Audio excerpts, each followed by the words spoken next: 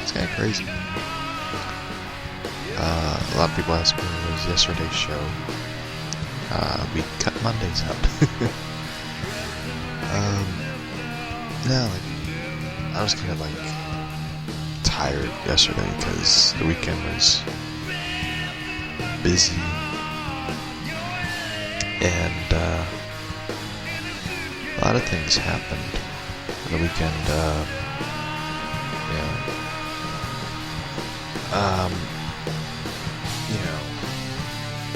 Example, was, for example, like, hanging out with the family for the family reunion thing, and that was kind of fun. That was,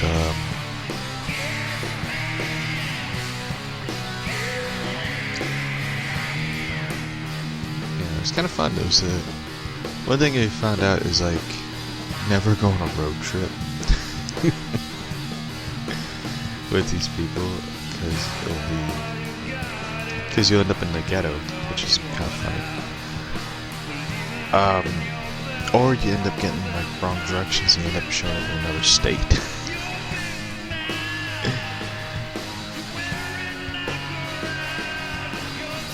Oh, yesterday's. Thank you, though. Oh, thank you.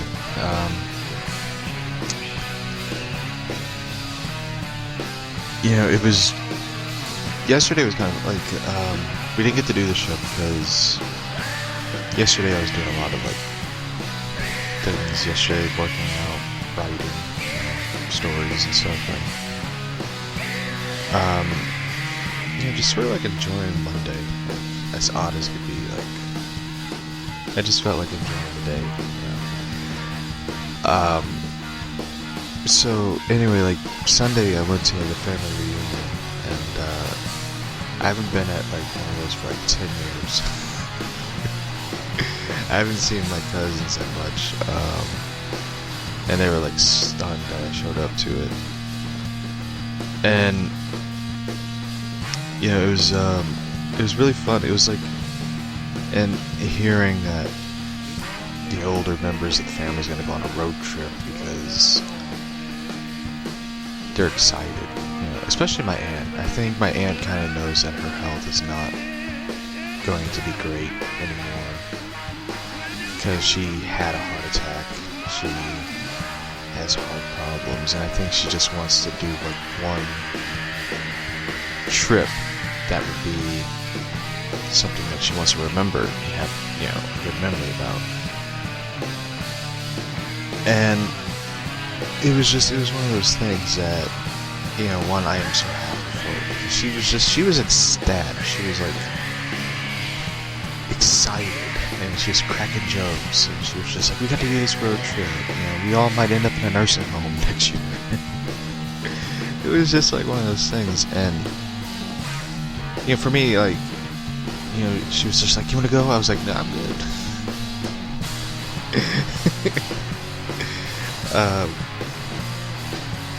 My cousin's going. My cousin volunteered, him and his girlfriend. They're like, we'll go just to keep these old farts in mind.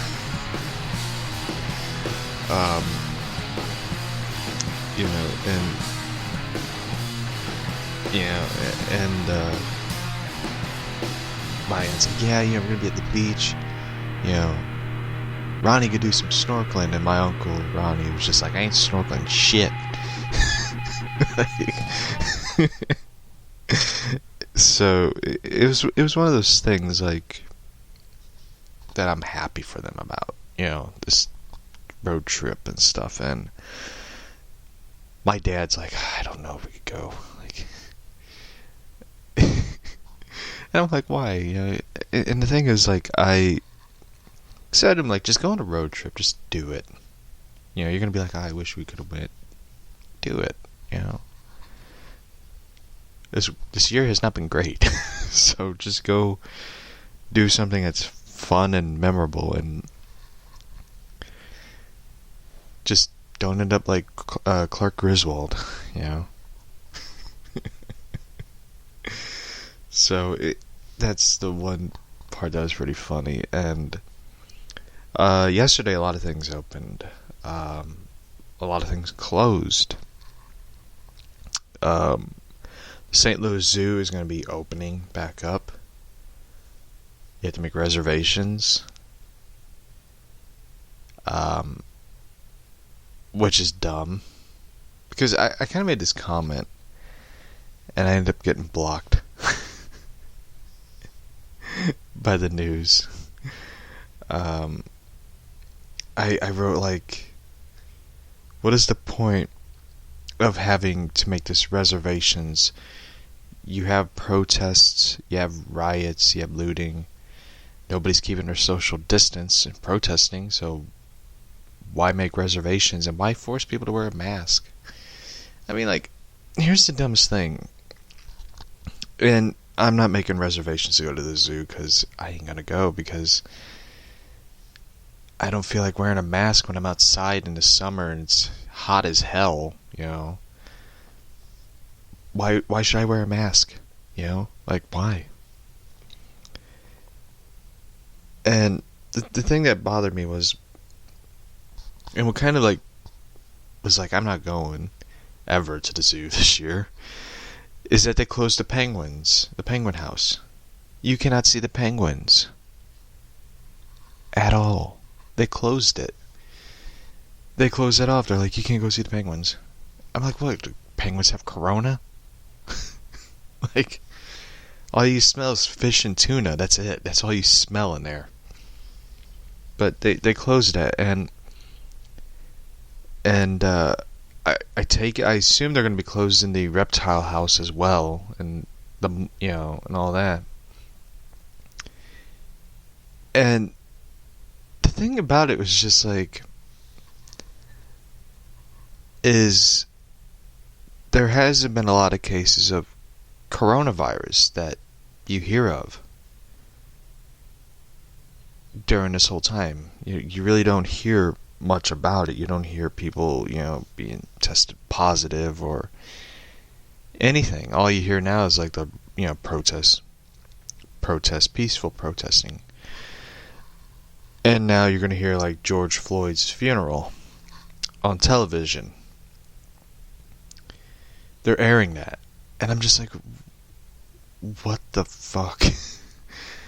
Like, I find it weird that they air funerals. I thought they had a funeral for George Floyd. I thought they had his funeral, which is kind of fucked up.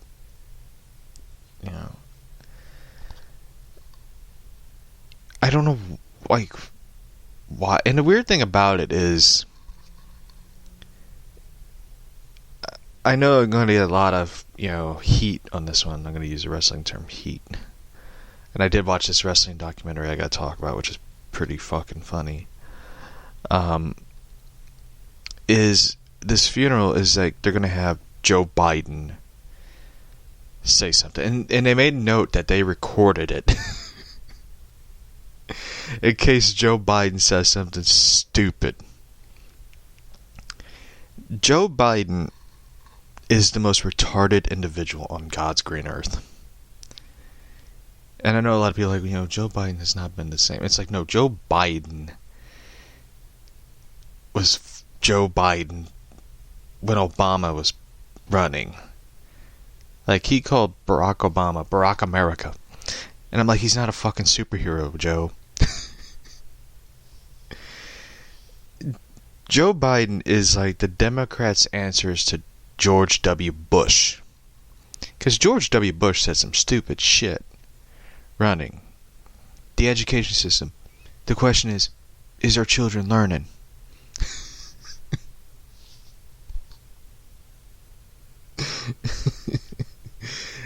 And of course, my favorite one was, nobody knows what the left hand's doing, what the right hand's doing. The right hand doesn't know what the left hand's doing. And he lifts up his left hand for his right hand and the right hand for the left hand. And I'm just...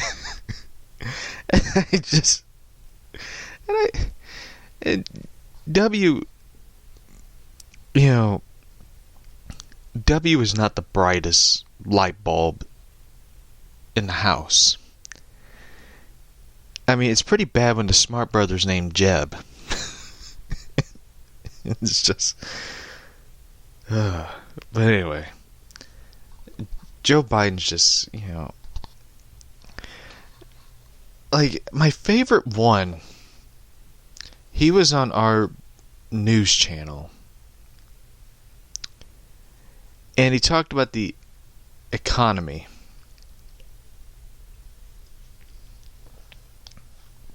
And he talked about the economics and the economy. He goes, what we need right now is an economic intercourse. And I remember just sitting there going like, did he just... did he just say that?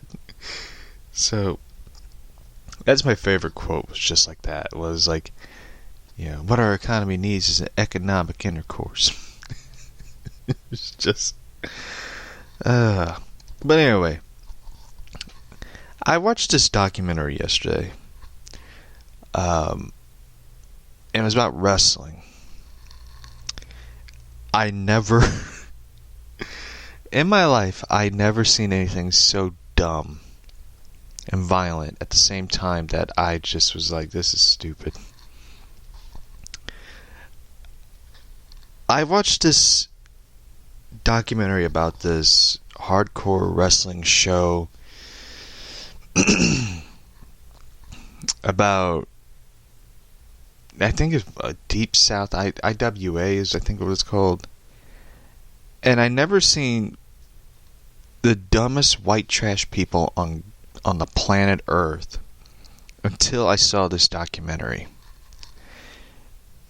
In this documentary, all you see is a bunch of dumb Yoko Loco people who are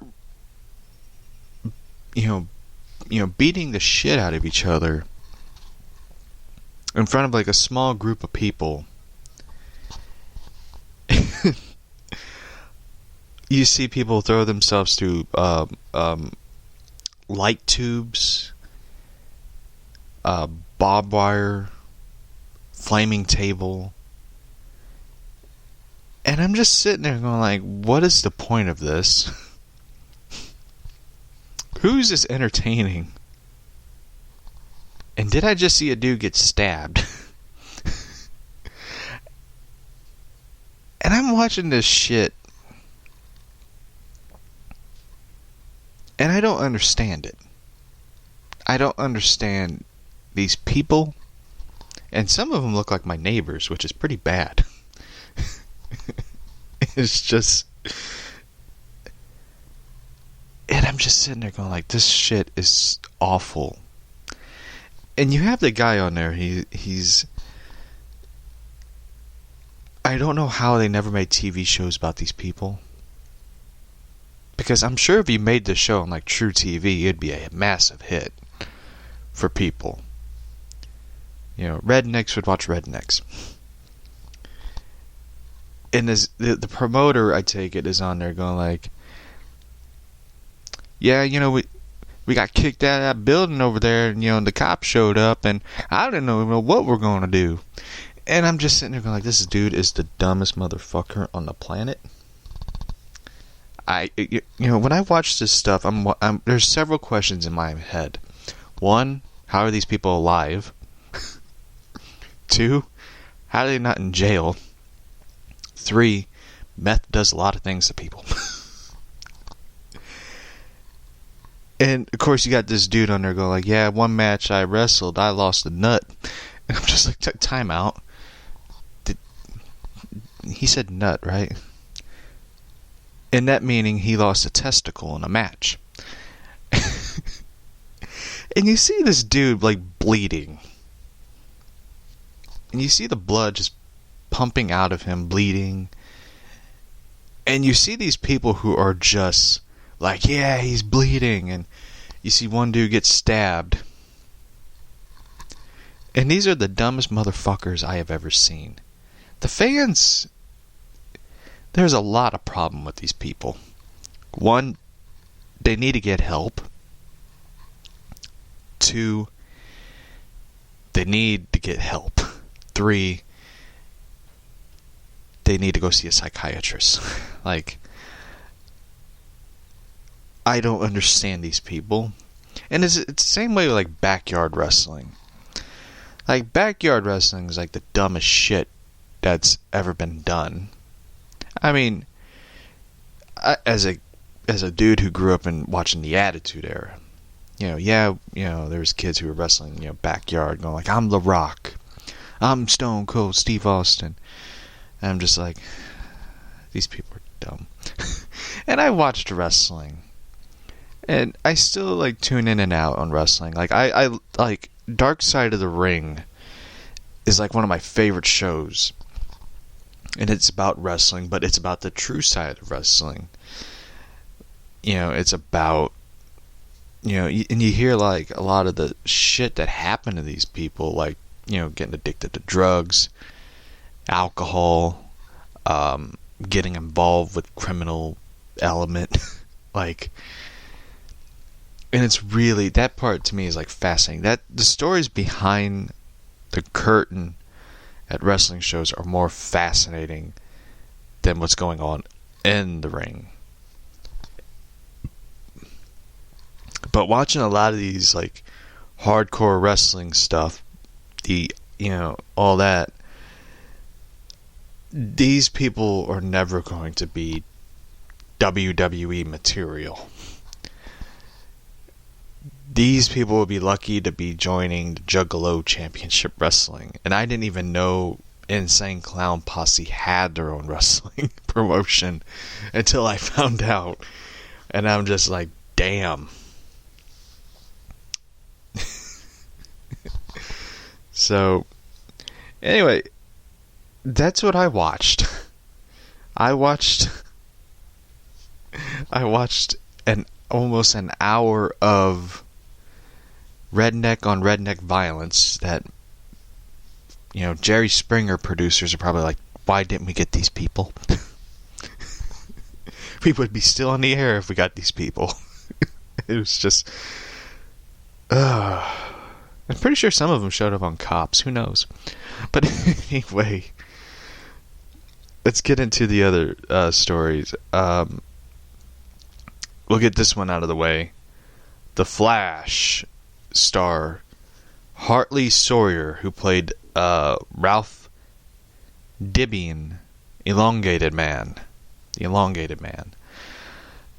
was fired from The Flash after resurfacing controversial tweets. That surprised me. That they fired the guy who plays Elongated Man. I haven't watched The Flash. I haven't watched The Flash since, I think, season 4, season 3, season 4. I forget which episode it was. I haven't watched the show in a while. I think I haven't watched it when Legends of Tomorrow launched. I haven't watched it when that happened.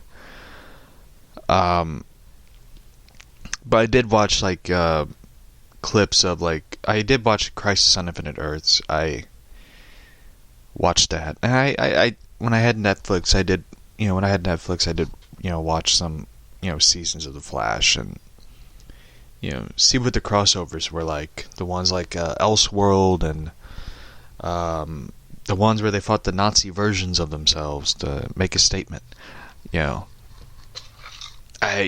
Those were like the ones I watched, and when I seen Elongated Man, I seen like YouTube videos of him, and when I watched, I was just like, they basically ripped off Eel O'Brien, Plastic Man's character traits.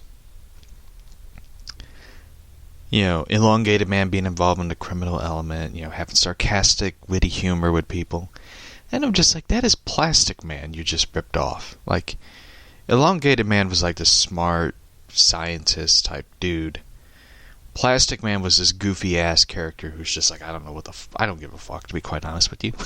Like, type of person. They just basically ripped off Plastic Man. and just put Elongated Man. And a fun fact about it is, Elongated Man was in fact a ripoff of Plastic Man, because Plastic Man wasn't with DC Comics at the time. Plastic Man was in fact the first stretchy superhero type character. He was before Elongated Man, and he was definitely before Mr. Fantastic. So Plastic Man, E.L. O'Brien, is the OG stretchy superhero, for those who didn't know that. And I like Plastic Man, and it kind of bothered the fuck out of me when I watched this character in The Flash. I'm like, that's Plastic Man you just ripped off. Like, it's just like, you could have just put Plastic Man in the show. I wouldn't really care. You know, but as a fan of the character, I'm just like, this bothered the fuck out of me. Like, and to be quite honest with you, Plastic Man kind of deserves his own TV show, his own movie. You know, and the character is such a iconic and but very underrated character that it just bothers me that they wouldn't even do Plastic Man on the show. But, you know, anyway, Hartley Sawyer will not be returning for season 7 of The Flash. Warner Brothers TV, CW, and Berlanti and showrunner Eric Wallace said in a joint statement, and regarding to Mr. Sawyer's post on social media, we do not tolerate derogatory remarks that target any race, ethnicity, national origin, gender, sexual orientation. Such remarks that are to our values and policies, which strive to evolve, promote a safe, inclusive, productive environment for our workforce. And the costumes for these characters look like shit, to be quite honest with you. I mean, not the Flash. The Flash looks somewhat normal. I don't really like the cowl, to be quite honest with you. It makes his head kind of look big. I'm just looking at a photo of all the characters. Cisco looks like a weirdo, but, you know, it's my opinion. The tweets in question were from back in 2012 to 2014, prior to Hartley Sawyer's joining The Flash in 2017, have been deleted, but as it is in the internet, tweets resurface in the form of screenshots. I don't know who the fuck took the screenshots, but I'll be honest with you, like, who takes screenshots of 2012 and 2014 tweets and just keep them, like, when something happens, I'm gonna post this shit. You know. But anyway, I mean, some of his tweets I read, I was just like, this dude's a fucking idiot. Like, why would you write that shit? Hartley Sawyer, who played Elongated Man in The Flash. Similar tweets by James Gunn to tweets. James Gunn's tweets were kind of disturbing. I will just throw that out there. Like, his tweets were just fucking disturbing.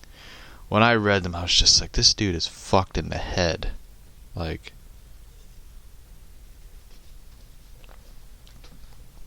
because similar tweets to James Gunn. James Gunn tweeted, you know, appears to be joking about sensitive subjects such as misogyny, pedophilia, racism, and rape. Hartley Sawyer's tweets were the same exact thing. Like,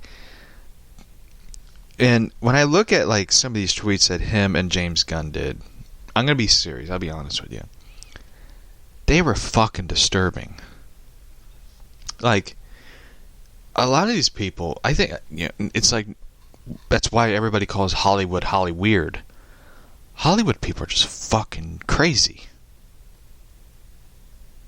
Especially with today's time. Like, they want to defund the police. You people are fucking crazy. I mean, we all know you're crazy, but defunding the police would be total anarchy. It'd be like basically straight up Gotham.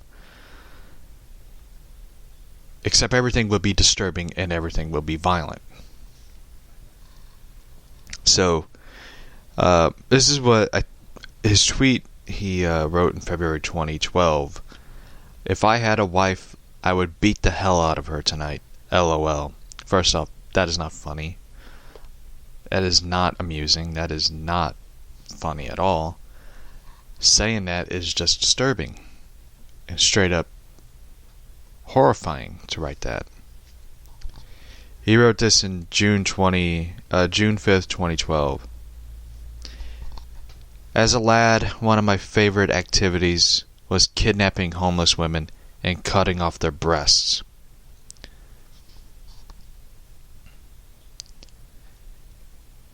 December 19, 2012.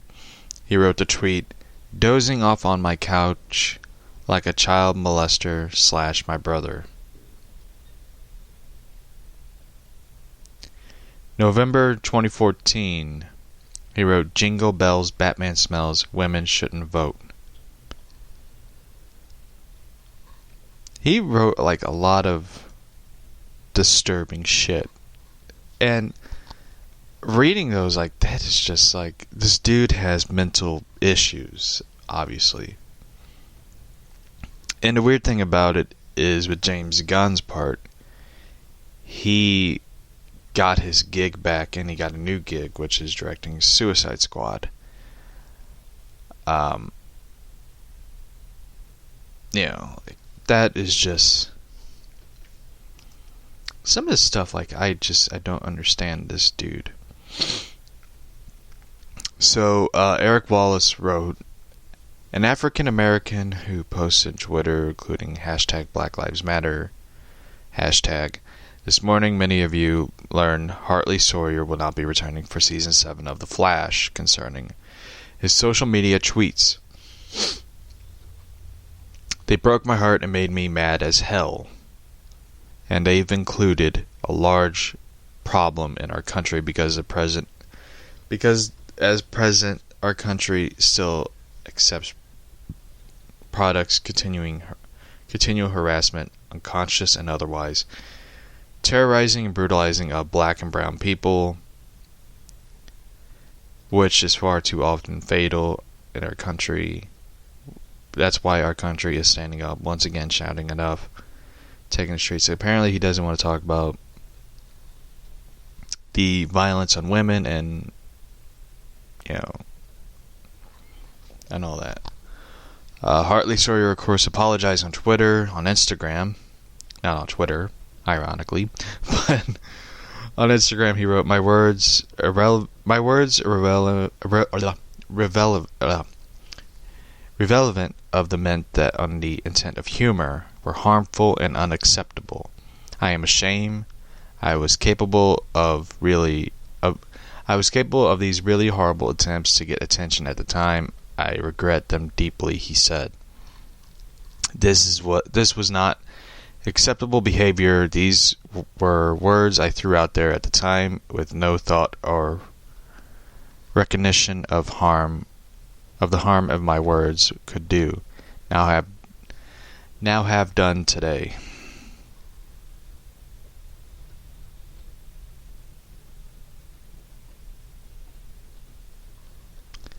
Oh, he did write on Twitter. Last week, Hartley Sawyer posted the following on Instagram in support of Black Lives Matter. On Twitter, yeah. Season 7 of The Flash will debut in January 2021. It's currently unknown how the show would deal with Hartley Sawyer's departure. I actually be honest, I look forward to seeing how they're going to do it.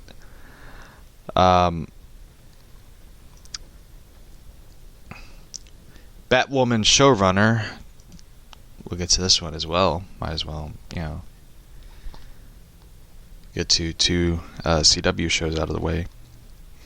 Batwoman showrunner comments on the new character Ryan Wilder. We talked about last time we were on the show. We talked about Ryan Wilder, and I don't know if you can hear in the background, it's raining here. Who is the new replacement, the new Batwoman?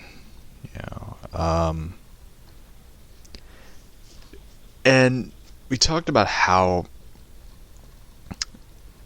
they're bringing this character in. She lives in a van with her plant. And when I read this, I was just like laughing hysterically at this character idea they're putting out there. She lives in a van with her plant. She stole milk from street cats of Gotham, which I, of course, made the comment where I throw the flag down on bullshit, because no one would steal anything from anyone in Gotham, especially cats on the streets. I mean, Gotham City cats look like they will shank a fool. Like, they will, like... and I don't think you would steal milk from a cat in Gotham, because Catwoman would show up and just fuck somebody up on sight. Like, she would just kick the shit out of somebody you try to steal from one of her own, So anyway, following season 1, Ruby Rose left the Batwoman role in the series regarding to the decision of the new character. Instead, it was simply replacing Ruby Rose, Batwoman.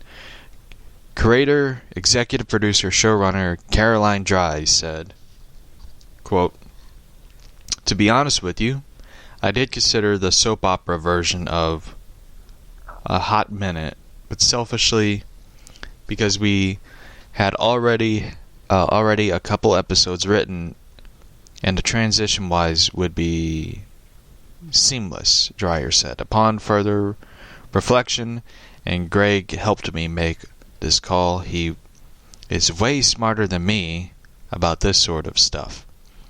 He said, we should just reboot the character in terms of reboot Batwoman as a different character, and also respect everything that Ruby put in the Katie Kane character. Kate Kane character.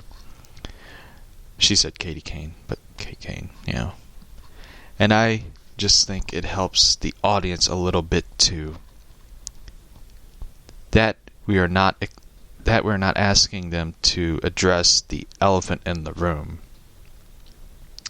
Ruby Wilder, of course, is not a character in the DC Comics, but Dreyer's offering it sounds like it's a new character created just for the show. Let's pause it here.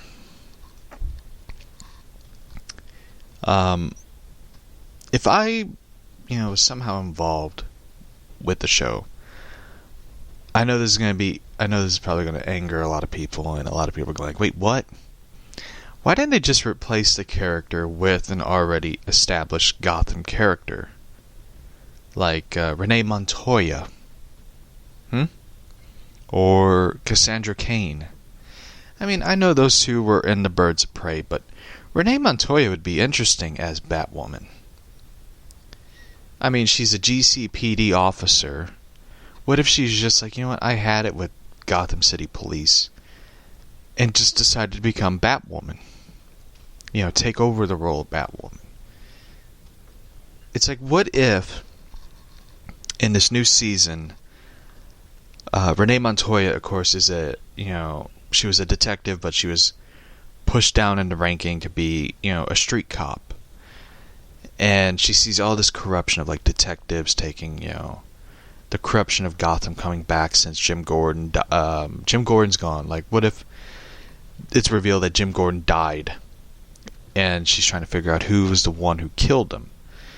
And she has to deal with this police, captain, the chief of police. And what if she's just like, fuck it. I've had it being fighting within the law. What if I go outside the law and fight? What if she becomes Batwoman? Like, that would be an actually interesting element for the show. It would be like, actually making it interesting. But instead, these cats are just like, we got to do everything we can just to, like, checkmark every social thing to get every person's approval. It's just like, what if you just create a damn good show, an interesting show, with an interesting element? For me, I would love to see that. Like a good crime show. I mean, and stuff. Like, you could bring, like, the guy who played Harvey Bullock back. What if Harvey Bullock is like a retired cop? What if he was just like, instead he's retired but was forced into retirement?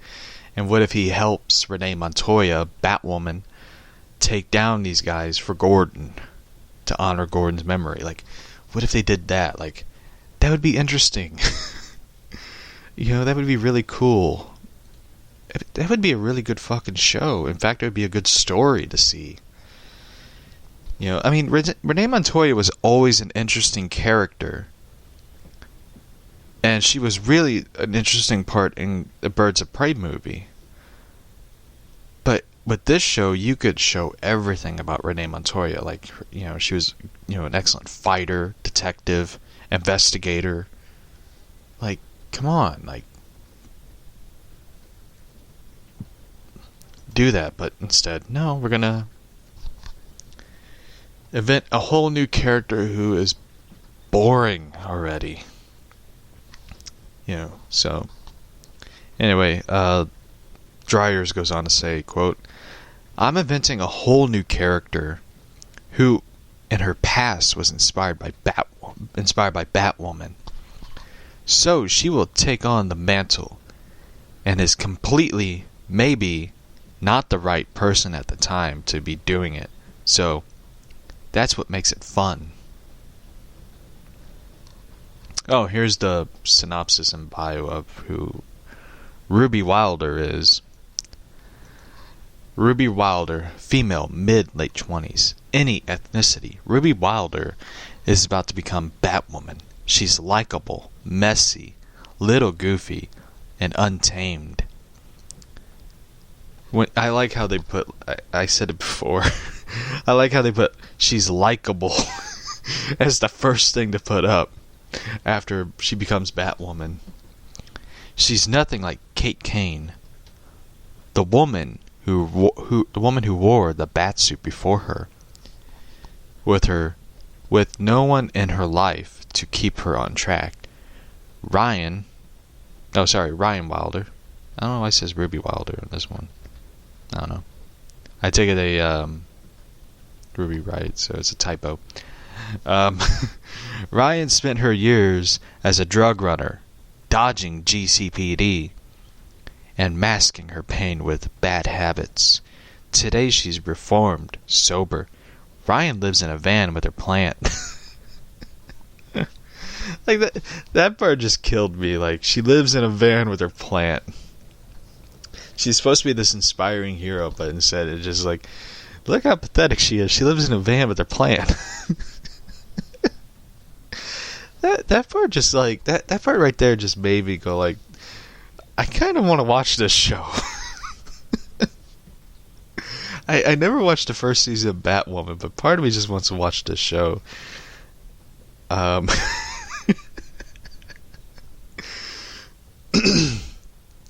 So, and this part right here, they're trying to make this character likable, acceptable, and relatable. But when you put in she lives in a van with her plant, that's not relatable at any means. So, a girl who would steal milk from an alley cat, I throw the flag down. Like, I would love to see that. Like, if she tried to steal milk from an alley cat, Catwoman would show up and be like, "What the fuck are you doing?" Catwoman would just kick the shit out of her.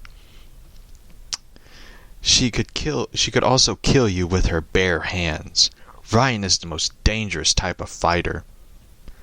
Highly skilled, wildly disciplined.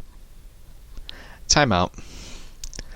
I thought she was not disciplined because right here, if you go back, with no one in her life to keep her on track, which means she's not disciplined when she's not on track. But here it says wildly disciplined. Which is it? Is she not disciplined? Is she disciplined? Which one is it? Like, come on, you know. Yep. So I don't believe that. Like, she cannot, like, I could believe Kate Kane could beat anybody because she was military trained, But this character is supposed to be like she lived on the streets of Gotham. She was a drug runner, dodging GCPD, has bad habits. How does she have bad habits if she's off track, masking her pain with bad habits, but yet is wildly disciplined? So, here's the most important part, folks. An out lesbian, athletic, raw, passionate, fallible, and very much not your stereotypical all-American hero. This character just sounds like a mess. Literally, of course, they did put the term messy. So, this character is just that. This character is messy. I still think they should have just went with an established character in Gotham. I still think they should have just went with Renee Montoya as Batwoman. That is just my opinion of it. And plus, you could have just made an awesome show, out of it. Like I said, Montoya being a detective, but forced into becoming a street cop, due to corruption and the GCPD and all that. Like, you could have just made that Renee Montoya Batwoman, but instead, I know a lot of people are like, well, she's the Question. Yeah, that's cool, but she could have been an awesome Batwoman, in my opinion. So, anyway, this show is just like, I think they should have just canceled it to begin with. Once you lose your established titled character in the lead, you should just throw in the towel and be like, we're done. So, anyway, let's get to this bleeding cool article. DC Comics leaves Diamond, and the Earth still continues to revolve, by Rich Johnson, who I take is very upset with this whole thing. I be honest with you, I never seen anybody. I take it Rich Johnson is an investor for Diamond. Like,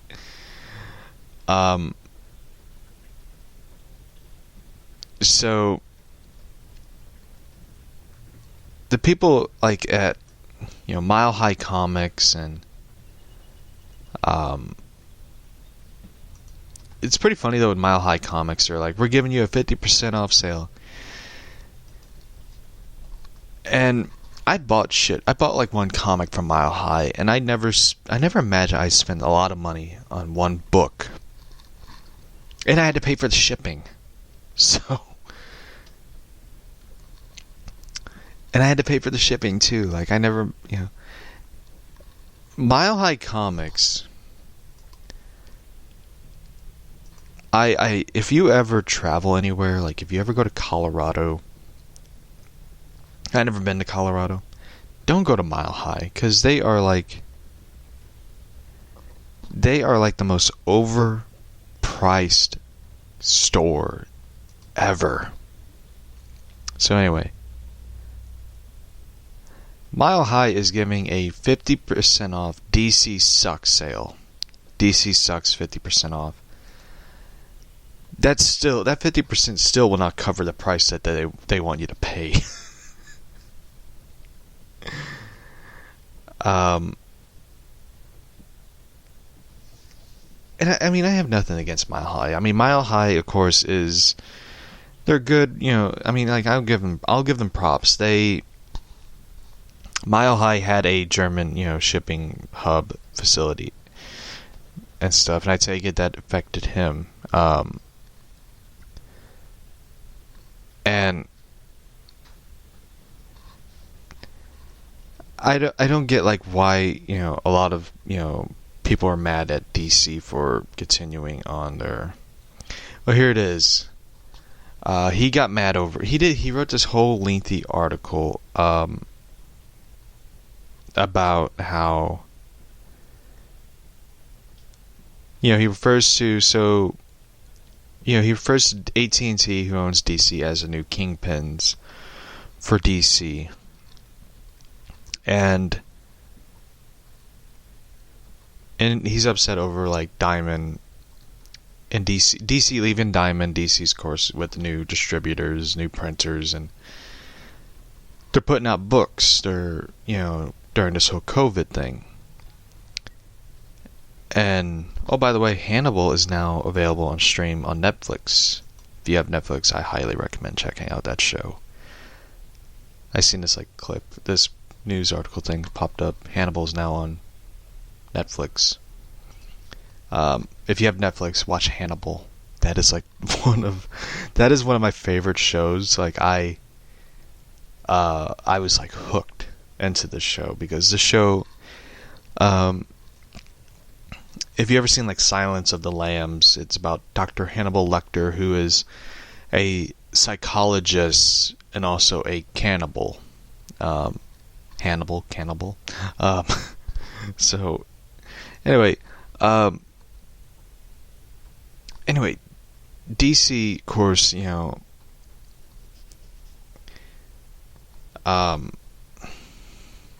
DC, of course, has a new distributor, the new printers and stuff. They didn't stop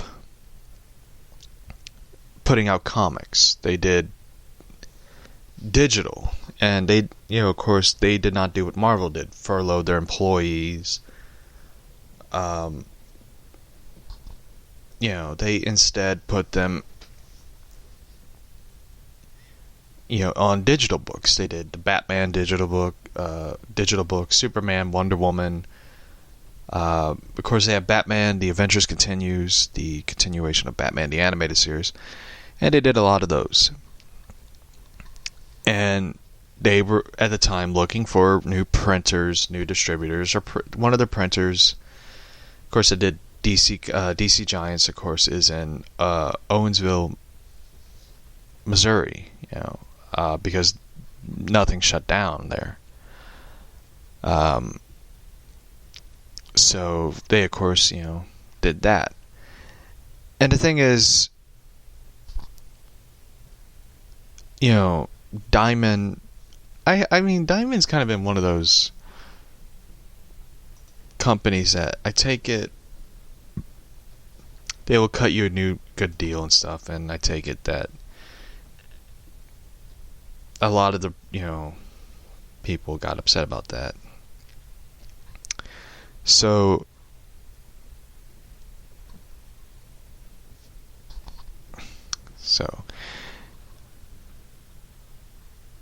anyway, I like how he writes he goes on this long ranty, rant, and he goes P.S. I am beginning a 50% off back issue sale today. Code word DC sucks. Yeah, I bought a book from you on Amazon. I didn't get 50% off. And first off, 50% off back issues. I like to know how much your back issues cost. Just to give that 50% off.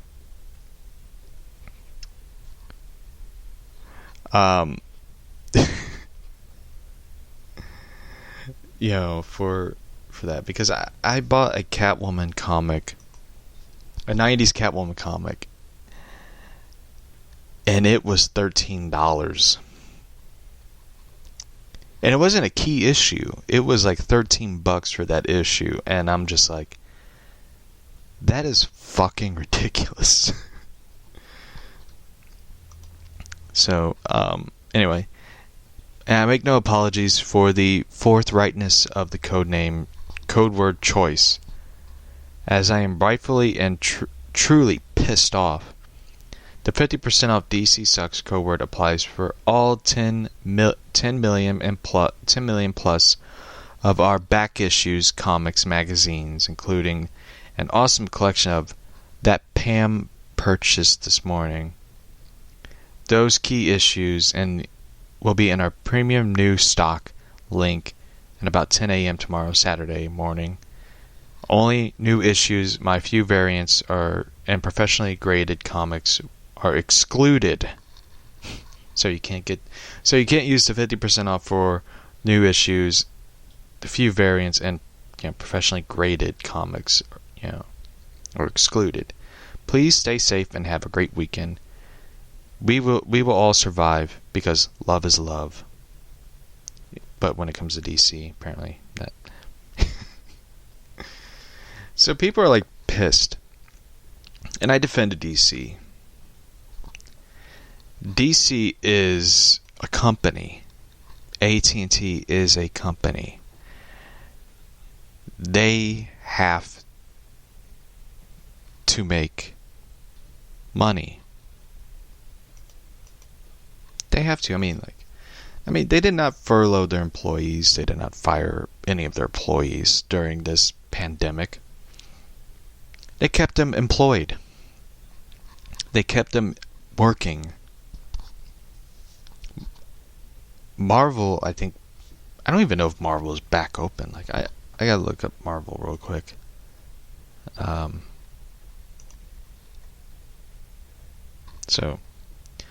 Let's get in this one. Rumors about big DC digital publishing inactive. Again, by Rich Johnson. Look, you know how this goes. Occasionally the great tidbits, tiniest tidbit, or what's coming down the pipe from rather well-connected sources. I may not understand the whole of it, though implications certainly not wide picture. It was like that DC looks It was like that at DC Comics when I heard the mentions of the term 5G. Even though that was then canceled, the greater details we got and confirmations from the likes of Jeff Johns and Tom King all spilled out in one mention. So in spite of that, and aware that this could lead to nothing as well something, here's what I've been hearing this weekend. Yes, 5G is most definitely canceled at DC Comics, with the kill fees paid to those who created not inconsiderable amounts of work of it. I understand what Robert Vanetti had been working on, as well, explaining why his Justice League run was initially short, and the other creators I heard solidarity connected with the 5G were John Ridley on Batman, Francis Mampola on Aquaman, but something seems to be taking its place in the time scope, if not continually, with DC Comics, and it's also its digital comics inactive. The kind of thing might be all collected in later graphic novels format for comic book stores or bookstores. Let's call the original digital comics, shall we? I heard the names mentioned: DC Comics in association with whatever this is. Warren Ellis, Chip Zdarsky, Matt Fraction.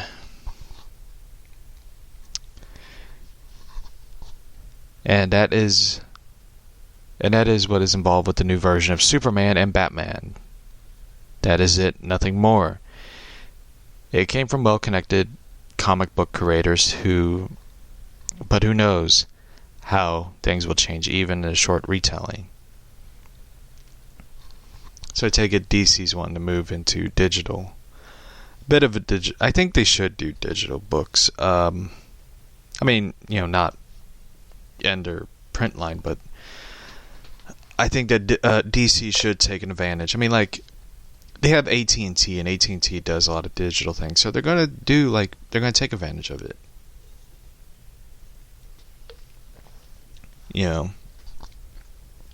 I mean, I've been like, it's kind of funny though. I was talking to my cousin's husband, who is a musician, and stuff like that. And I was telling him about this crazy idea about wanting to do a comic book store.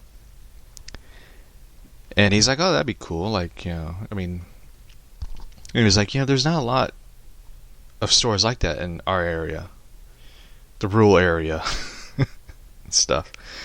And we were talking about, business stuff. I was saying it like, it'd be a great vast market because where we're at, nobody has ever thought of like, we should do it. We should open up a comic shop. And it was kind of funny though. My cousin who's a manager at a store, a big store, Wally World in Union. She was just like, you should just do it. everything about comics. You're smart with money. I was just like, that's debatable. And she's just like, the marketplace, the market, and that is the point. Like, a lot of comic shops are not in rural areas where I live. They are in a city area. And to be honest, there's a few people who live where I live who will not drive in the city before and after the protest. Before the protest, no one drove in the city. After the protest, nobody drove into the city. So nobody really wanted to go in that area to just buy books and just come back. People go online to buy that shit. And I mean, there is, countries and places that don't have comic shops and they have no choice but to buy online or buy digital. And I take it with DC, they want to go for the jugular. They want to go for the digital. They want to, and I think that's why Mile High Comics is kind of pissed, because they make a market on selling books online, and DC's ready to go for the jugular by fucking up that operation and just going, we're doing digital. And that's the thing about it is,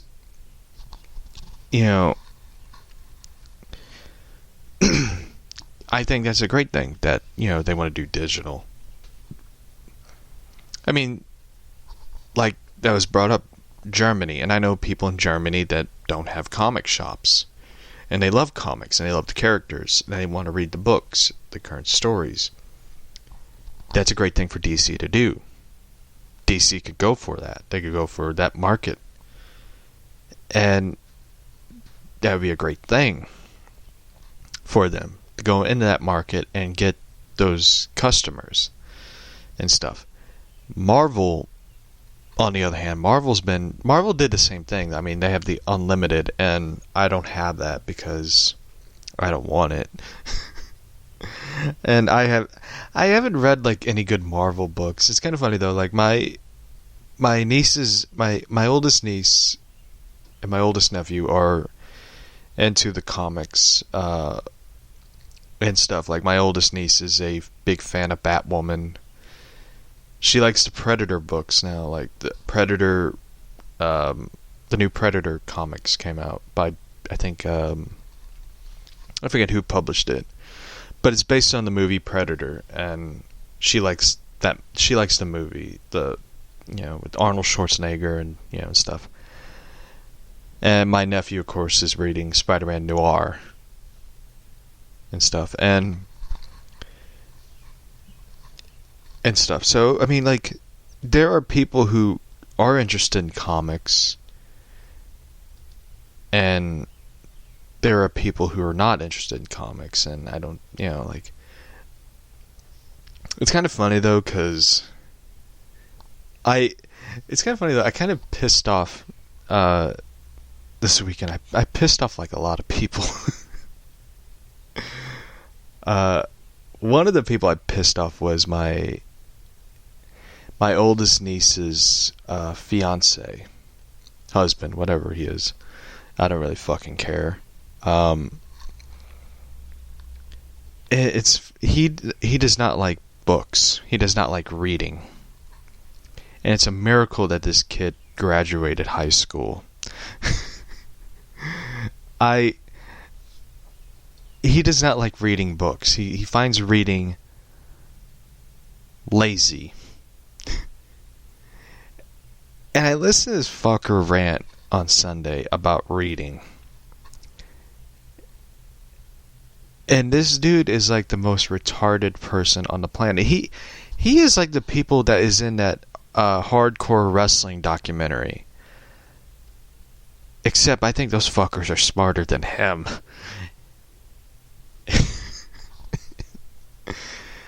He talked about comics. He's just like, I don't understand comics. I think comics are just for, people who can't read books. And I said, like, motherfucker, you don't even read.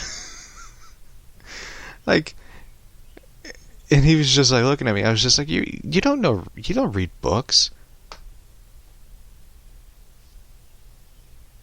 I took you and my niece to half-price books, and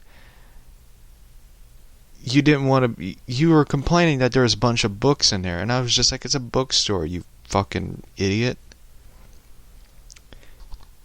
And he was just like, well, anime, Dragon Ball Z is better than comics. I'm like, and this is his exact quote. Like, he mocked my nephew who likes Spider-Man. He's a big Spider-Man fan. He called my nephew, this is his quote, faggot, for liking Spider-Man. And when I heard that, I was like, you called him a faggot from a dude who watches Dragon Ball Z about dudes carrying Dragon Balls. You're calling him a fag for liking Spider-Man, for being a Spider-Man fan.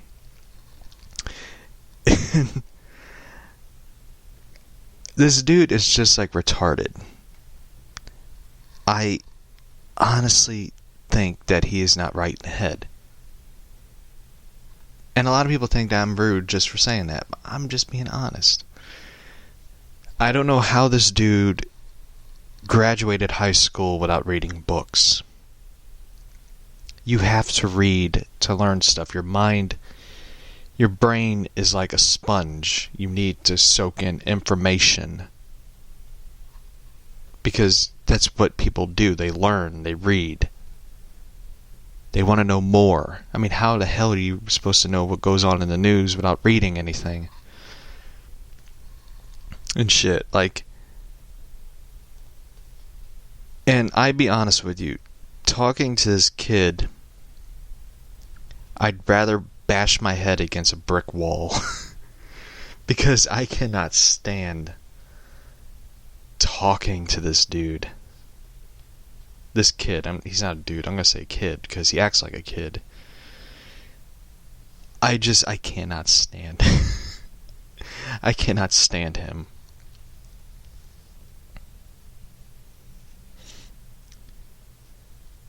And stuff. And it was funny though, my sister, heard about, my parents, going on a road trip and stuff and stuff. And my sister's like, oh, we'll come by and check on you. I was just like, no. If he comes, I will kill him. I was just like, that's the thing about it. Like, I know I come off like an asshole to people, but it's just like, I cannot stand people who are just idiots. Who, criticize people for reading books and reading comics and stuff. And that's the thing about, people like him. Is they are just one of the most uneducated people on the planet if they don't like reading. You have to read. Like, there was this quote I always love this quote is when you read a book or a comic, you're living another life. And that meaning is when you read that book, you are in another world, you're living another life. And it's your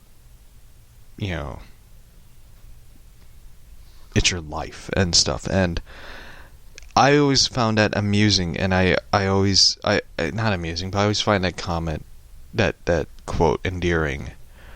Um, it's like when you read Harry Potter, you spent 7 years in Hogwarts, or you read Twilight, you're spending, I think, 4 books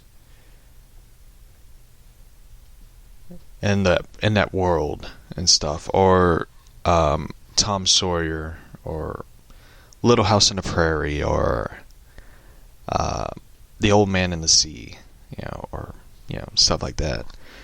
I always find that quote, really endearing, because when you read those books, when you read Frankenstein or Dracula or The Invisible Man, which is one of my favorites, you're living a life in a different world and stuff. And it's kind of like that with comics. Like when you read Batman, you're in an adventure in Gotham. You're fighting criminals and stuff like that. And scary. It's kind of scary how. I remember I seen this photo. I gotta retweet it on Twitter. Somebody took a screen grab of Gotham and the riot in New York, and how in the same area, and how eerie it looks. But or Spider-Man, you're in New York fighting Doc Ock, or Rhino, or Green Goblin, or Sandman and stuff. Anyway,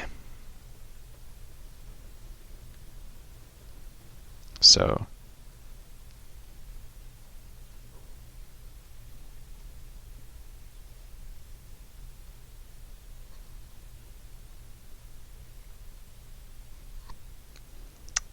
let's see what else is on here.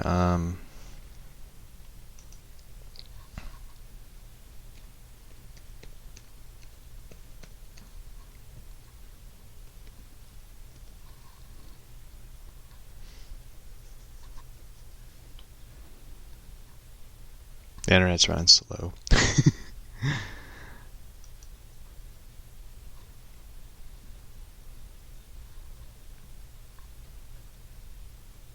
Anyway.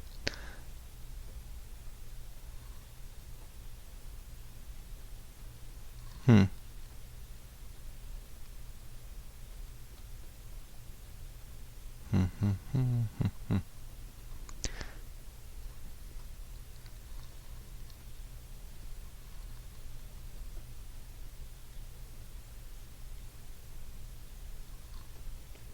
This is kind of interesting. I want to read this one.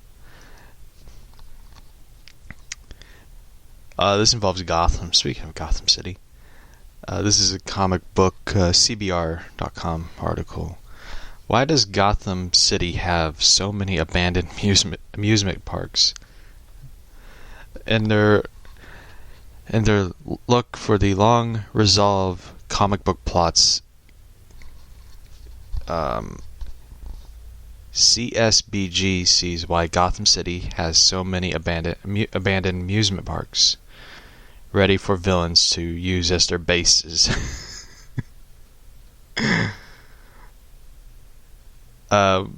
This one always makes me laugh and stuff. I love amusement parks. I love like Six Flags, and no, we're not going this year because of their reservations, and you have to wear masks and stuff, and I'm just like, pass. Anyway, yeah, I mean, so this is provided some answers in which a feature-long unresolved plot points of eventually resolved. Recently, in our readers chat about the Nightfall crossover, where we discussed Batman 495, where Joker and Scarecrow lured the Gotham City Police Department to an abandoned amusement park. We wonder about why Gotham had so many abandoned amusement parks. After all, that's also the setup in the Batman Killing Joke. And during No Man's Land, a comic book that should be made into an animated movie, it is established that there is even a part of Gotham City called Amusement Mile. That'd be a great name for a comic book store, Amusement Mile Comics. Thank you. I have now officially I finally officially came up with a name for my comic book store if I ever open one. Amusement Mile Comics, because like I said, I love Batman No Man's Land story. Like, that is like one of my favorite stories. Like, I would love to see like a giant like movie trilogy based on that story, live action or animated. I just want to see that story just come to life in a movie. And I think that's why I love Dark Knight Rises, is just like they sort of use No Man's Land, where Bane cuts off the bridge in Gotham to the rest of the world, and and all that. I mean, not Bane, but the military cuts off the bridge from Gotham to the rest of the world. I think it's why I like that story. I like that film so much. It's just how you get to see Gotham be sort of,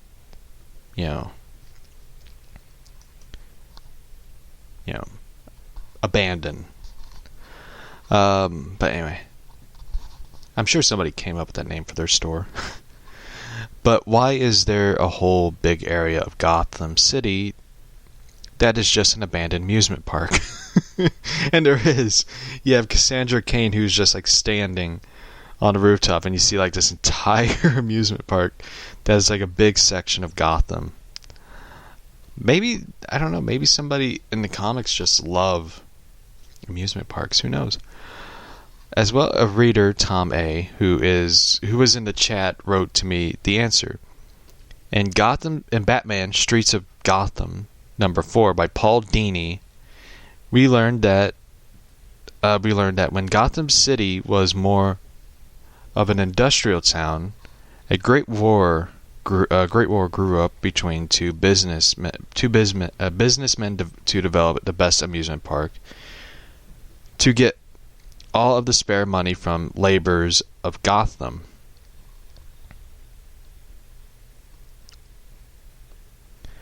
But when the factories closed, the amusement park all went out of business, and a new villain named the Broker purchased them and began to rent them all out to supervillains who were looking for headquarters. I love that.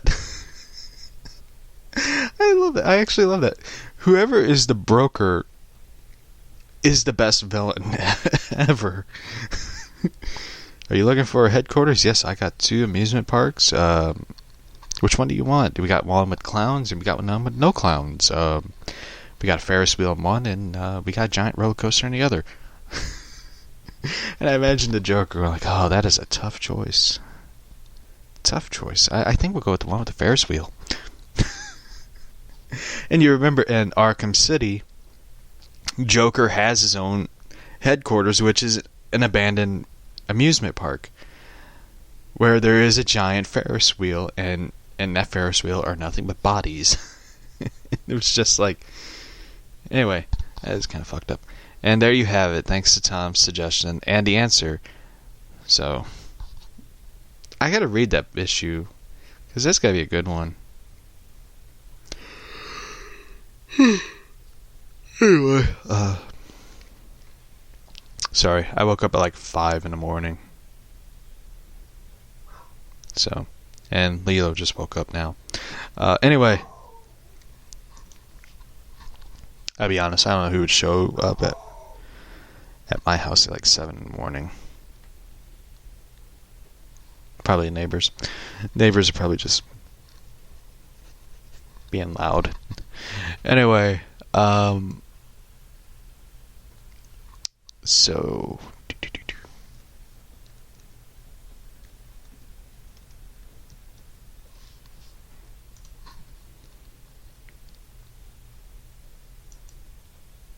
Let's see what's other. Let's see what else is in the news and stuff.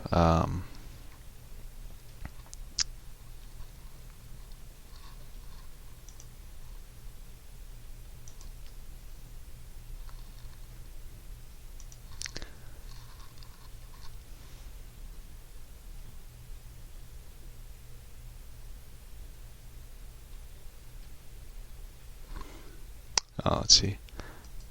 This one's interesting. Director Josh Trank, director of the Fantastic Four. Recently, I take it, is trying to get credibility back. Because I don't know if anybody remembers, when he did the Fantastic Four, his directing career just basically went down the toilet. Because he went, I take it, batshit crazy while making about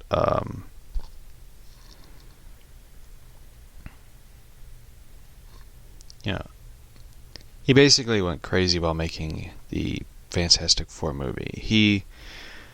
Fantastic Four director Josh Trank recently discussed about his tumultuous experience with 20th Century Fox, where he declared he had no interest in watching a movie about a bunch of white people. Trank appeared on the First Cut YouTube channel, where he revealed he originally wanted a black Sue Storm and detailed his battles with Fox executives over the direction of the movie.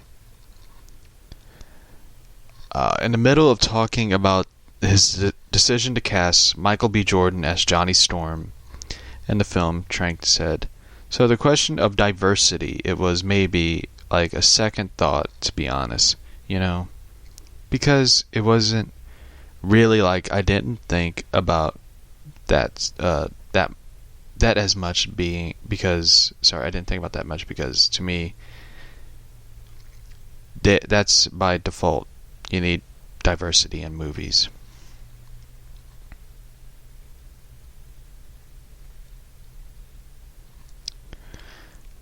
I never understand people who,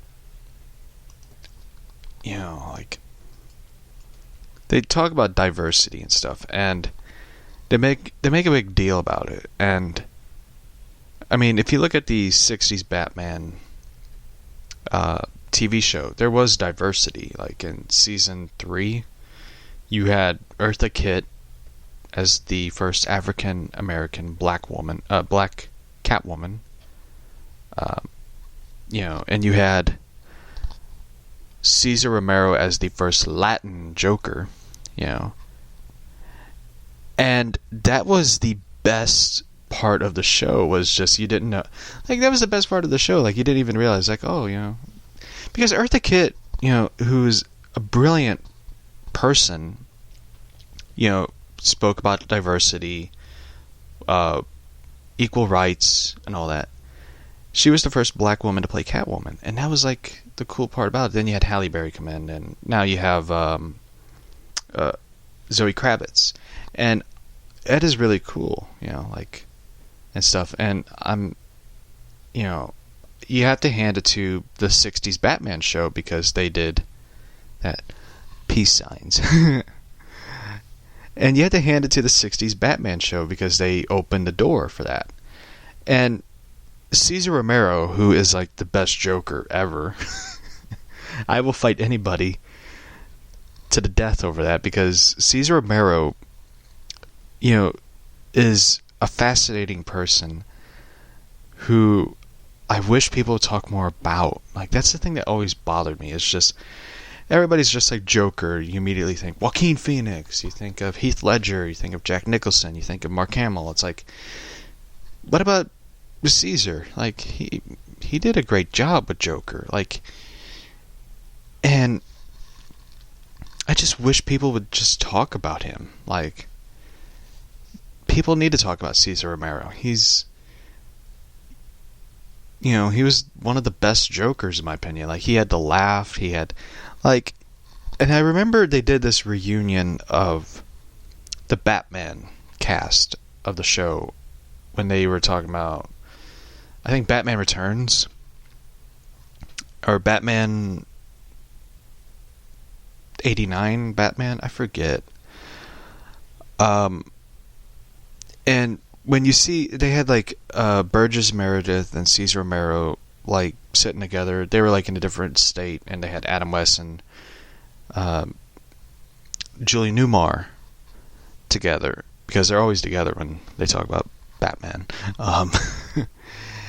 And hearing them talk about it, it was just like they were like proud of what they did. They were so happy of what they did. And Cesar Romero, of course, saying like, I had the best time ever doing that show, and Burgess Meredith saying the same thing. And you know, like seeing them all together, like you could tell like they enjoyed it, like they loved dressing up in the characters, and they love playing those characters and stuff. And that was so cool about that. And I remember like one they had 3 of the Catwoman actresses. You had Eartha Kitt, you had Julie Newmar, Lee Merriweather, all together, and they were just like talking about Catwoman. They talked about how they each respected each other, and they took different approaches playing Catwoman and stuff. Like, you know, Julie Newmar's character was, you know, Selena Kyle Catwoman. I take it that's what she was, like Selena Kyle Catwoman. And you had Lee Merriweather as the Russian Catwoman. She had like this, you know, accent and stuff. And Eartha Kitt was just straight up badass Catwoman. Like she was the Catwoman that took no shit from nobody.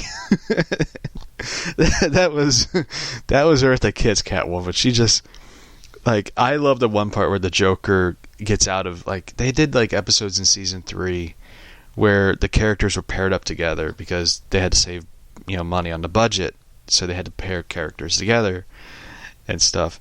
And they had like Eartha Kitt's Catwoman, and they had Cesar Romero's Joker in one episode, and she drove in the Catmobile, and she pulled up next to Cesar Romero, who's like walking on the sidewalk. And she's like, "Get in."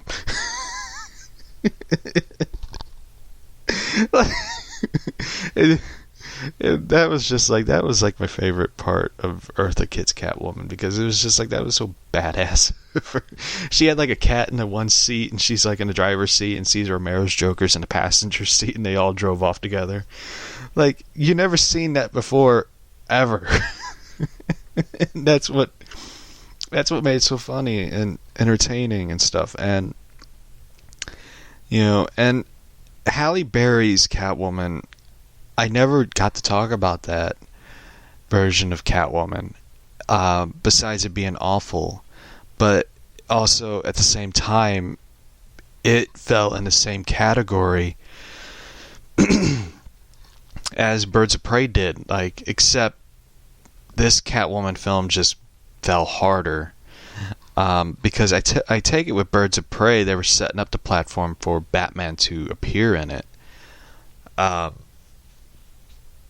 You know, I take it to appear like when the show ends or some big event, you know, type thing. Halle Berry's Catwoman was the same, you know, like as it, but they never addressed any of the characters. They never addressed Batman. They don't even mention Batman, to be honest. They never addressed, you know, Gotham City and stuff. Like, I mean, Michelle Pfeiffer's Catwoman does make an appearance, but only in a photograph cameo, you know. But Halle Berry's Catwoman, you know, I mean, like, when you think about it on paper and stuff, Halle Berry being cast as Catwoman wasn't a bad choice, but the script and everything to it and the way it was filmed was just awful. It was just an awful movie and stuff. And I just felt like that was just the problem with it, in my opinion. And Zoe Kravitz, of course, now playing Catwoman, I think she's going to knock it out of the ballpark. I think they have an actress who's determined, who really wants to show everybody, I could do this. And plus, this is a big platform movie to, launch her into superstardom and stuff, and get, her name out there and stuff. And I think for her, when you say, the name Zoe Kravitz, you think of Lenny Kravitz, her dad, her mom, Jason Momoa, and her stepdad, Jason Momoa, Aquaman. But for her playing Catwoman, this could be like, this is her stepping out of, their shadow and be like, I am my own person and stuff. And of course, she did the Hulu TV series based on that one movie, and I seen a couple episodes of it. I like it. It wasn't a bad show. I didn't finish the series, to be honest, but I watched a couple episodes, and so I ended up watching King of the Hill, and I ended up watching the crazy fucking wrestling documentary. I was just like, this documentary. And I remember after watching it, going like, I should just stuck with that show on Hulu. Instead, I hear about a redneck, saying like, we got kicked out of that building over there when the cops showed up. None of us knew what to do. And of course, the guy saying, I lost a nut in that one match. After hearing all that shit, I was just like, these people should have been on Jerry Springer. And stuff. But anyway, let's see what other question there is.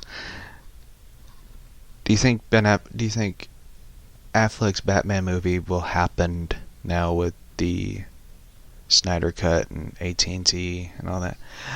You gotta remember, like, AT&T part is just rumors. It's just rumors and stuff. And I'll be honest, I don't know. Like, 2 Batman films at the same time next year is not bad. You get Justice League and you get the Robert Pattinson Batman. I'll be honest with you, I don't know. Like, for me, like, I would love to see more. This is my honest opinion of it. As much as I am a big, fan of Ben Affleck's, big fan of Ben Affleck's work and stuff. Ben Affleck's a great actor and stuff, but you got to remember, he was in a very rough spot when he was doing Justice League.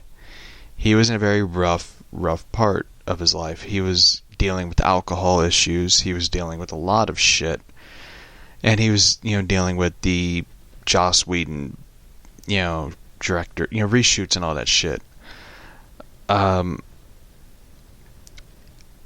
question is, would he want to do it? Is the true question. I don't know if he would want to play Batman. I think he seemed pretty happy going like, I am not playing Batman. I am not Batman anymore. I think he was pretty happy and relieved that he didn't have to do the Batman role anymore. I don't, and the thing about it is, for me, I just want to see the Snyder Cut film. That's what I just want to see. Like,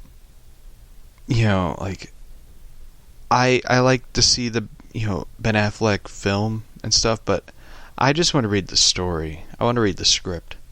And I would really like to see his script turn into like a kick-ass animated movie, like the way they did Batman Ninja. Like, I would love to see that. That would be really awesome. Or see it in a comic book or a video game, whatever. That would be really cool. Like, I would love to see that. But, like, to be honest with you, I be honest with you, I really don't want to see him do another Batman movie. That's just my opinion. I know it seems kind of like, I know a lot of people are like, hypocrite. You love, the Ben Affleck Batman run, but I'm being honest. Like a guy who suffers from depression, alcohol issues. Do you really want to put that stress on him to do a Batman movie? And if it turns out to be a phenomenal Batman movie, then you want a sequel. Then you want to, do you really want to do that to the guy? Like, do you really want to pressure him into it? I mean, like, if you ever watch a YouTube video of him being asked about Batman, he was fucking annoyed with it.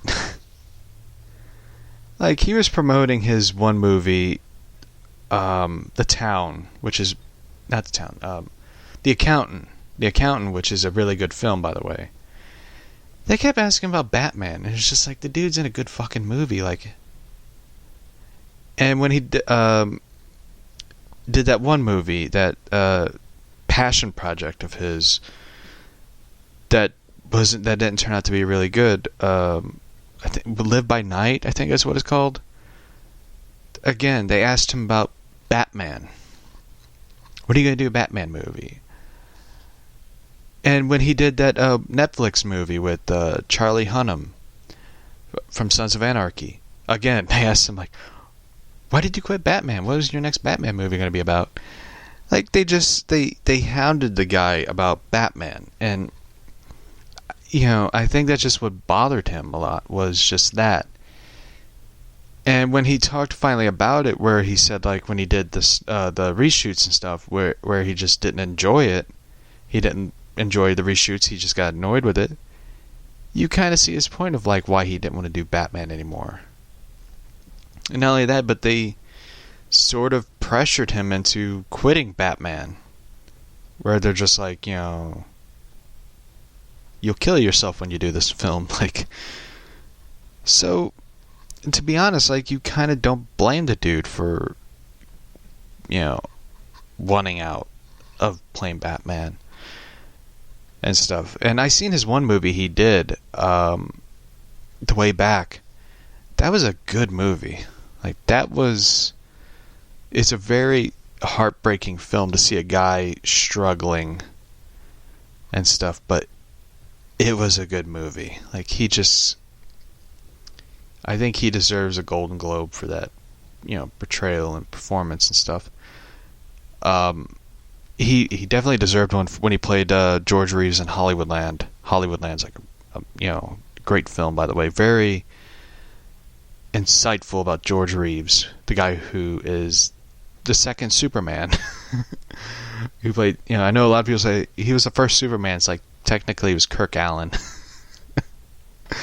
And Kirk Allen actually appeared in the Superman the movie, the Christopher Reeve one, where he played Lois Lane's dad. Him and Newell Neal, who played Lois Lane and stuff. And Jimmy Olsen, played by I forget his name. Shit. The guy who played Jimmy Olsen in the TV show appeared in the Superman Returns movie as the bartender. And yeah, that was a fun fact for those who didn't know. Yeah, so people would be like, I know a lot of people are like, Superman.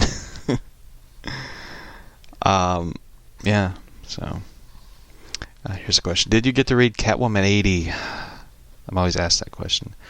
I did not. I am going to order the book after the show on Amazon. I didn't get to read it, unfortunately. I heard a lot of people say like it's really good and stuff. I got like a lot of questions about Helena story, and that's what bothers me. It's just like, I didn't get to read it, okay? My comic shop closed because of protesting. They're in St. Louis County and they closed because of protesting, alright? I didn't get to read it. And I that's what bothered me. I was just like, a lot of people were just like bombarding me with like questions and comments about how good the Helena story is, and I'm just like, fuck you, I didn't get to read it. So anyway, yeah, I didn't get to read it. So Yeah, I heard a lot of things about it. I heard a lot of things about Tom King's Helena story that a lot of people talked about and stuff. And I know Joker's coming out, and I'm just like, I didn't get to read fucking Joker yet. So I'm going to order the Catwoman story, and I'm going to read it, and I'm going to like it because I love Catwoman. So I'm going to read that. So, and I know because one of the reasons besides Helena is the Julie Newmar Catwoman stories in it, and I really want to read that one too. So, yeah. Here's a question: what stories have you been writing? Man, a lot of people ask me questions about that one. I've been writing a lot of stories. I've been working on a novel for a while. The novel's titled "How the Fuck Am I Normal?" That's the one novel I've been working on. Basically, it's about my life, somewhat. That's why it's titled "Why the Fuck Am I Normal?" So, I'm kidding. Nah, it's not titled that. It's called "How the Fuck Am I Normal?" So, that's what it's called. I don't know. I'm changing the title pretty soon, but I've been writing Batman stuff, like my zombie Batman story, Gotham Undead, and I've been writing the one Batman story that I've been really enjoying writing, which is I mean, there's like several Batman stories I've been working on.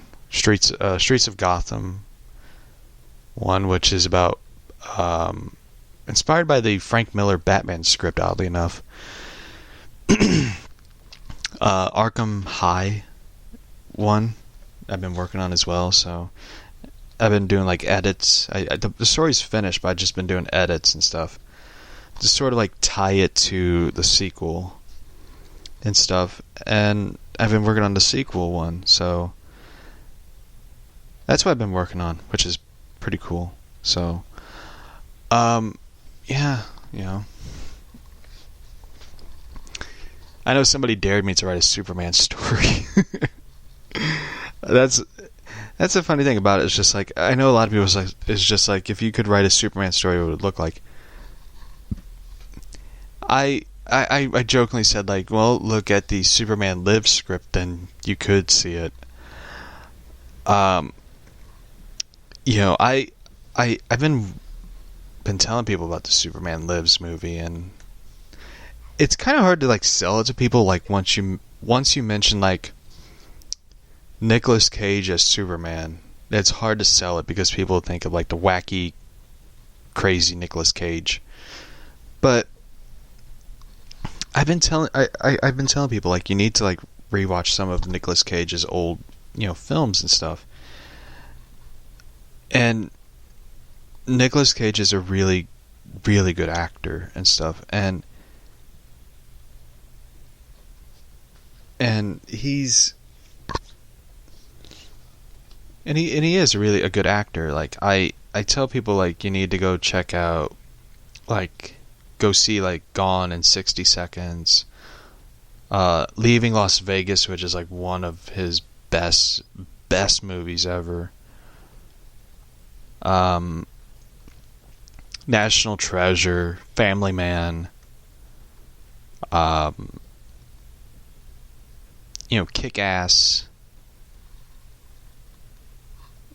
And he was really good in Into the Spider-Verse. He played Spider-Man Noir.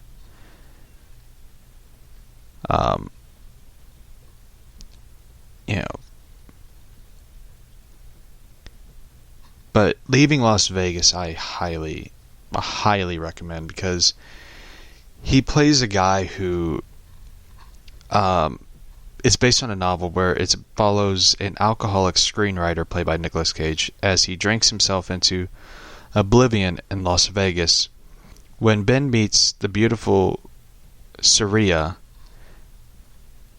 they strike a unconventional relationship, one where she can't ask him to curb his drinking, and he can't fault her for her job, though they offer each other support, Ben's self-destruction threatens the eclipse.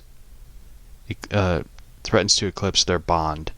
It's a really beautiful movie, and you get to see Nicolas Cage play this sort of like vulnerable person. And when you see this guy who's having this self-destruction issue and this vulnerability and stuff, and you're just like, you never get to see that much in Superman. Like, I mean, you do get to see it in Superman at times, but you never get to see the look of a person who you're just like, I can't believe that's a superhero.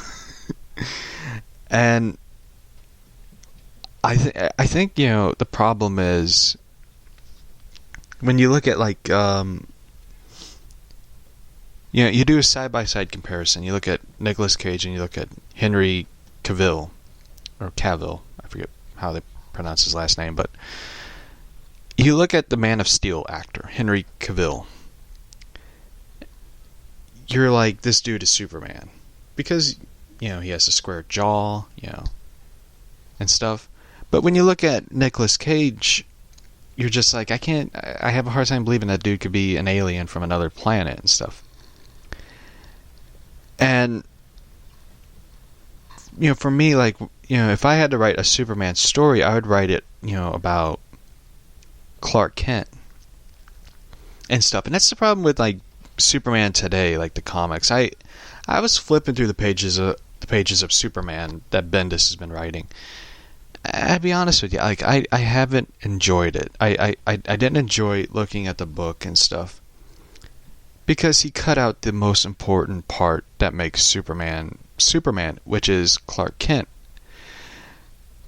Like, if I wrote Superman, it'd be basically taking my own experiences as a person and putting it in Clark Kent, and stuff. Like, Clark Kent deals with anxiety. He deals with not being able to be comfortable in his own skin and stuff. Like, he has this hard time controlling the anxiety within him, because he's just like trying to fit in and try to be human, and he has all these difficulties of trying to be somebody, because people are like, you need to be Clark Kent, you need to be human. And you kind of see that at tidbits in Man of Steel, where Jonathan Kent is just like, you can't show your powers to people. You can't, because people will not accept you. People will be afraid of you. They'd be afraid of what you can do and stuff. And you kind of saw, like, you saw that, and you're just like, that's what makes Superman. It's just this guy trying to, hold everything together and stuff. And you kind of saw, like, what the negativity of it could be, like in Brightburn, like, and stuff. And that is one movie I hope they do sequels to, like Brightburn and shit. Like, that would be fucking awesome. I would love to see, like, different takes of superhero films, like, like what they did with Joker and stuff. But anyway, like, for me, like, I would love to see, a Superman story where Clark Kent is dealing with, anxiety and shit, like, and stuff, like, but instead, Bendis had to take out the Clark Kent part and instead put in, all Superman. But anyway, yeah.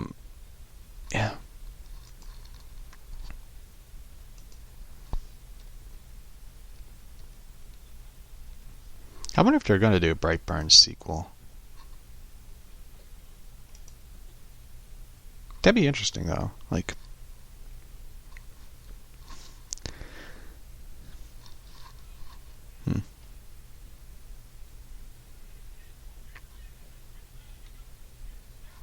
I did see the Brightburn Halloween costume at Spirit Halloween store.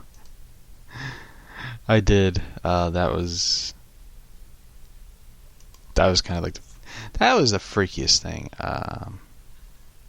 They had like the Brightburn costume and stuff like. But yeah, I would love to see. I did get to watch. I did watch Brightburn again. That was just that is one of those movies that, man, that was a good film. It's kind of funny though. Like my one cousin never seen it. We were talking about films and stuff, and I was just like, "Have you seen Brightburn?" They're like, "We walked past it. I never got to see it." I was like, "That is a good film." That film is just. I would love to see that. I would love to see films like Brightburn happen, like, and stuff. Like seeing like the ending and stuff where they had like the witch woman, the Aquaman type character. I would love to see those type of films. I think that would be awesome though. Like, I know they had like Rainn Wilson like make a cameo, reprising his role in Super, where he played like this Batman type character who takes down Kevin Bacon's crew and stuff. Super's a good film, but it's one of those like tough films to sit through and stuff because it has like it's a comedy. It's like it's a very dark comedy type film. So, anyway, that's one of those things. So we're wrapping up the podcast and stuff.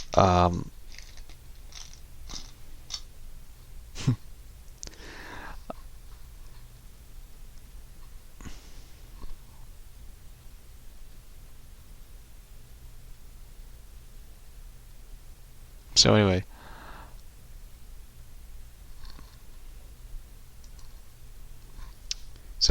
we will be back. I think tomorrow we'll do another show tomorrow, and so anyway, one of the things I had to say, like, we will come back. We will be back tomorrow. We will be doing story again. We'll be reading one of the stories. We had to pick something out to read. So anyway, I will be back tomorrow, and hope everyone. You're amazing. Thank you. I hope everybody stays safe during this time, and the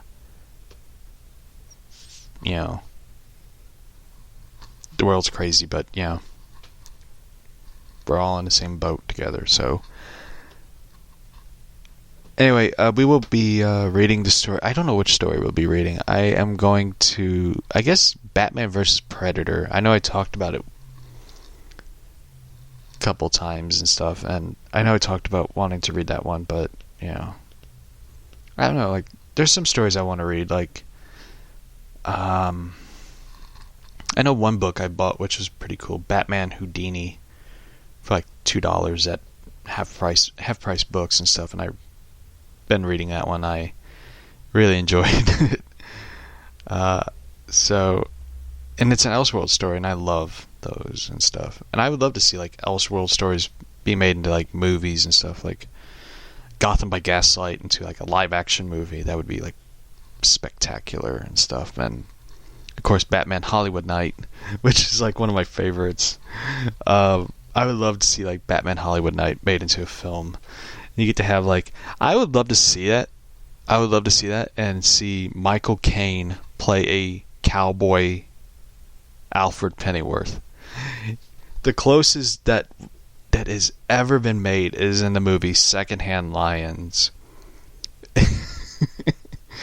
You have Robert Duvall, Michael Caine, which, for those who never seen it, I highly recommend it. Secondhand Lions is like one of the most underrated films around, and it's about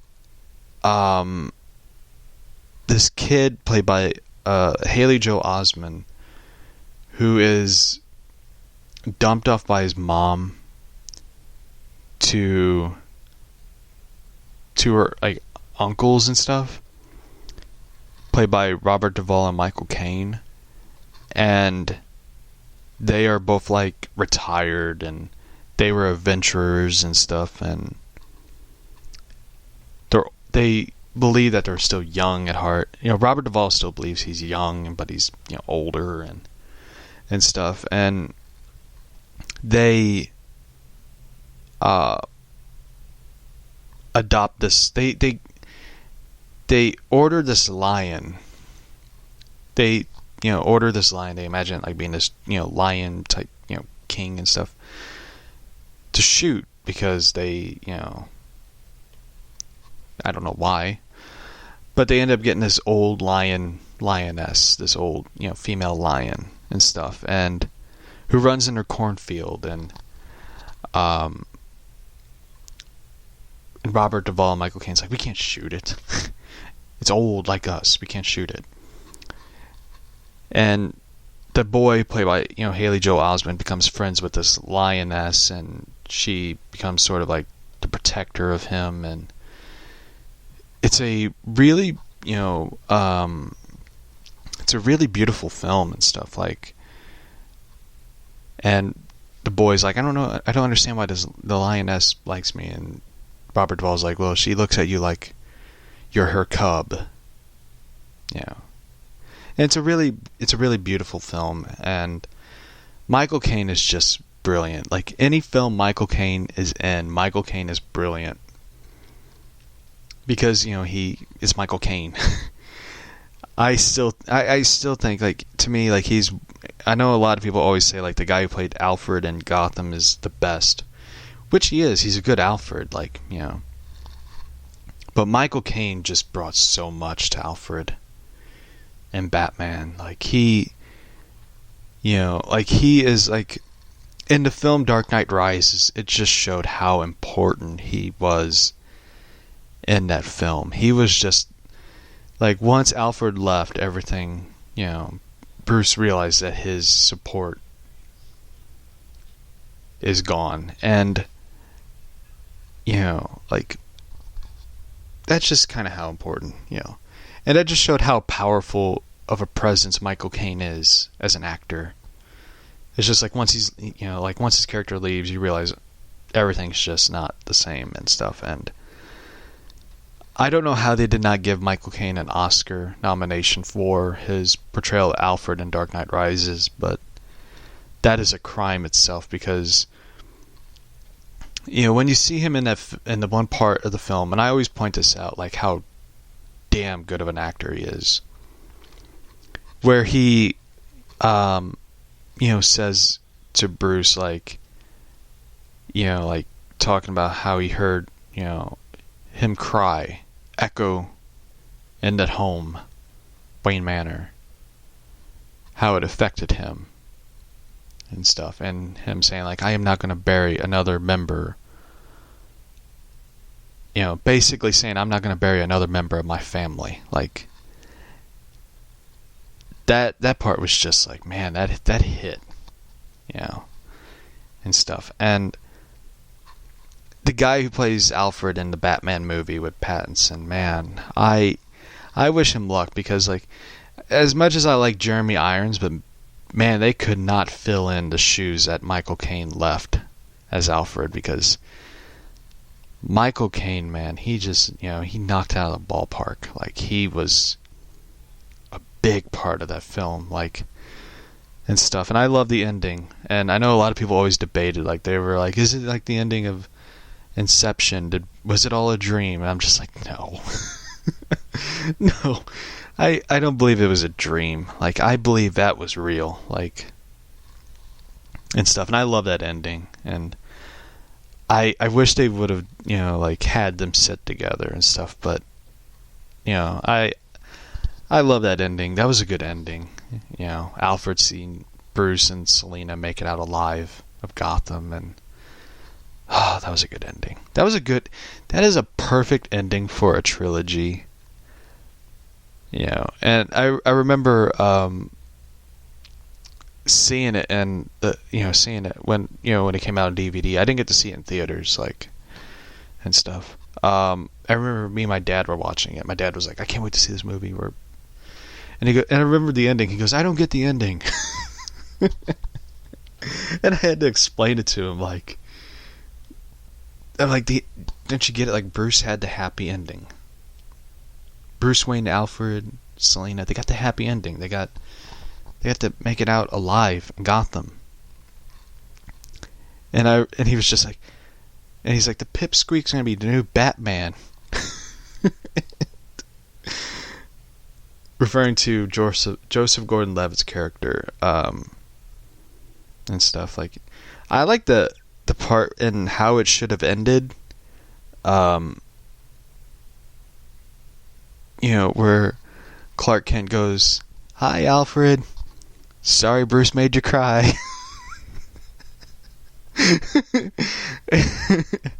And Joseph Gordon-Levitt's character,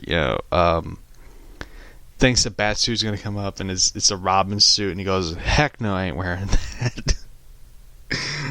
I love that. That was funny though. But anyway, so anyway, we'll be back. We'll be reading, I guess, Batman Houdini. For those who don't know, Harry Houdini is a magician, and so anyway, we'll be back. We'll be reading that story and stuff. So everybody, see you tomorrow, and stay safe, and see you tomorrow.